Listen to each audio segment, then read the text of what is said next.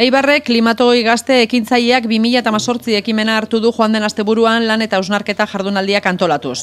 Eibarko udalak, Gipuzkoako Ingeniaritza Eskolak eta funts proiektek antolatuta, ostiralean, larunbatean eta igandean gauzatutako ekimena planetaren etorkizunaz eta aldaketa klimatikoa arduratuta dauden gazte profesionalei eta unibertsitateko eta lanbide heziketako ikaslei zuzenduta zegoen. Topaketa honen helburuak desberdinak dira, adibidez lan harreman eta aukerak eskaintzea eta ekintzailea bultzatzea, enpresa berrikuntza iraunkorra, toki ekosistemak eta ireen kolaboratzaileak aldaketa klimatikoari aurre egiteko ekintzarako tresna gisa.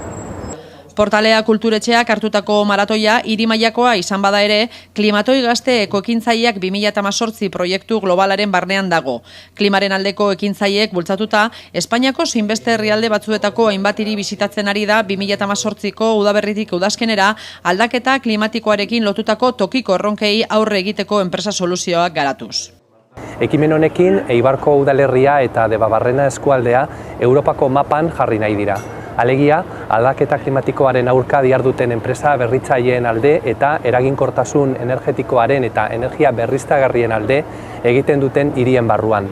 Eskualdeak badu esparru horietan industria eta hezkuntza egitura garrantzitsu bat, ikerketa eta ekintzailetza ekosistema bat aktibatzeko eta klimatoia izan daiteke bultzada hori. 74 parte hartzaile bildu zituen ekimenak portalean. Eibarren 10 erronka handien inguruan lan egin zuten. Hauetako 4 Eibarko udalaren ingurumen sailak proposatuta. Beroketarako ura berotzeko baso biomasak elikatutako sistema zentralizatu bat txontan, aldaketa klimatikoari adaptazioa hirimailan, berdeguneen sustapena Eibarko hirigunean eta udalbus elektrikoa.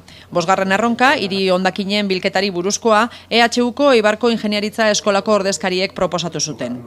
Energia pobrezia, energia berriztagarriak eta eraikinen estalkien gaineko sistema fotovoltaikoak, sistema eolikoak, hutsuneak energia arloan eta hiri baratzen instalazioa hirigunean izan ziren jorratutako gainontzeko proposamenak. Udalaren iritzia oso ona da, bai parte hartzeari, baita emaitzei dagokienez ere, eta datorren urtean esperientzia errepikatzeko asmoa du.